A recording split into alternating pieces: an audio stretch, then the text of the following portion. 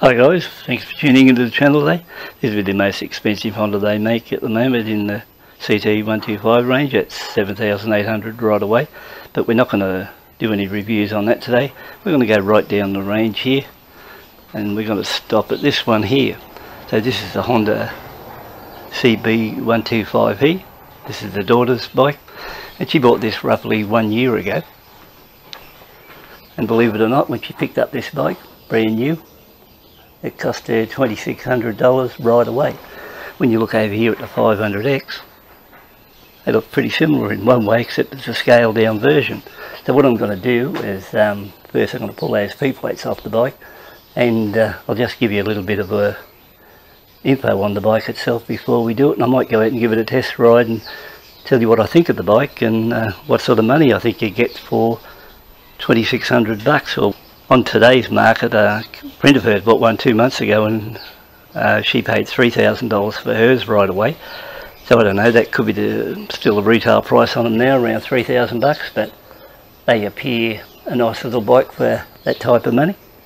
I think the other choice after that one, you could jump up to a Honda Grom.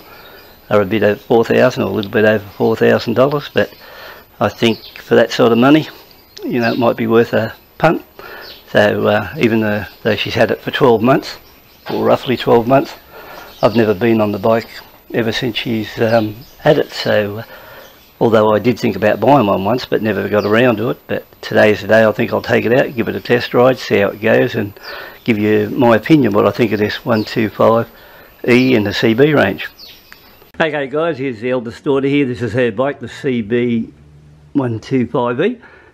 And her name's Melissa. Okay, Melissa, what do you think of this bike after having it now for roughly 1 year? It's good, I love it. It's nice to zip around in town. I don't really take it on the open road because it's a little bit slow. Yeah, it's good because I'm super short. I'm 148 centimetres, so I can get on it really well. So what are we talking, 5 foot or under? Just under. Under 5 foot, eh? Yeah, see these boots? Put an extra inch. So I have to wear them. Okay, so you never had any experience on bikes before you got this one? Oh, no, not really. So first time on the motorbike? These are the ones that we have at the L school. So first time on the motorbike? Yeah. So you enjoyed being on the motorbike? Yeah, it's fun. So what about this little bike? It was good value for what you paid for it? Yeah, I'd keep it forever. It's super fun. It's good. Okay, so what else can you tell us about this bike? Did you have any trouble with operating the bike for the first time? Like, has it got anything special? I noticed it had a gear indicator. Did that come in handy? Yeah, it's good. Except for if it's really bright. I can't really, I've got to have a really good look. Yeah, it's good. It's different because there's a lot to learn. It's very different to driving manual cars and, yeah, a lot to learn, but it's easy now. Just it needs the choke on when it's a bit cold. So it takes a little bit while to warm up from scratch? Yeah, it's pretty meaty. Better keep it on for a while when it's cold. If it's in summertime, but you know, it's known to snow here in summer. So is there any reason you went for this particular bike? My man at the motorbike shop told me that I had to because it's the learner bike. It's the 125 and it's the one he sells and he likes to make everybody have white ones so it's safe. Oh yeah, and it's nice and cheap? Yeah. So what was roughly around $2,600 or something to that effect? Yeah, but they've gone up. They've gone up in price now, yeah, they've gone up a few $100s. Yep. So good on petrol too? Yeah, super good.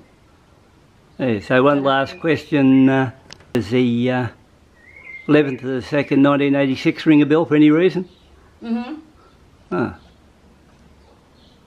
Why? Just wondering.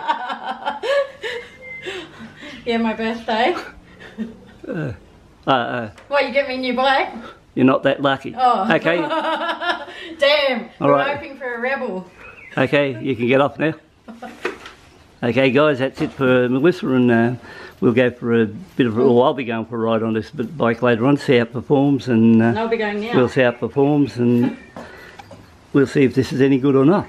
So that's a quick look at her bikes and thoughts on that one, and we'll catch up with you later. So to give you an idea, it weighs 137 kilos and the seat height is 767 millimetres, so you know it's not all that high off the ground, considering if you look back at the CT125, it's up a lot higher than this one. The motor itself is really, I think, something what may run very similar to what's in the Honda Grom. The wheels itself, 18-inch front and rear, with the front wheel running a disc brake. Nothing fancy on it, no ABS or anything on this bike at this price at what she paid for it. 14 litre fuel tank, and out of that 14 litres there's a flick switch on the side for a 2 litre reserve. Naturally you don't get fuel injection in this price range. 5-speed box, 1 down 4 up. Just a normal bulb type headlight.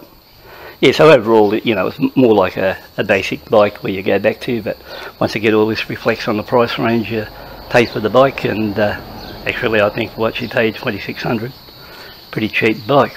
So when you look at it, this is a cool little feature here on the dash, and if you take the key out of it and look at that key, you've got this little plug here which actually closes the keyhole, and you bring the key back in, open her up, then you can put the key into it and then turn the bike on. The instrumentation's pretty basic. You just got your speedo, your mileage, odometer, at least you got a nice fuel gauge there, and I don't think you got nothing much on this one apart from a neutral light, high beam, and I think that'd be about it. So once again, I said this is not a fuel injected bike, it's a carby bike. So over this side here, you've got a choke lever, which this one here will switch it on. So I haven't started this bike, so we've got this full choke. Turn the bike on. Okay, we've got her on now. She's got the indicators on. Indicators are off. Neutral lights on. So we'll see how it starts. She's a little bit slow on the start, but we'll see how she goes. Apparently the daughter said it takes a little while to warm up this motor, so I might give it a couple of minutes to warm up, jump on the bike, take it for a run.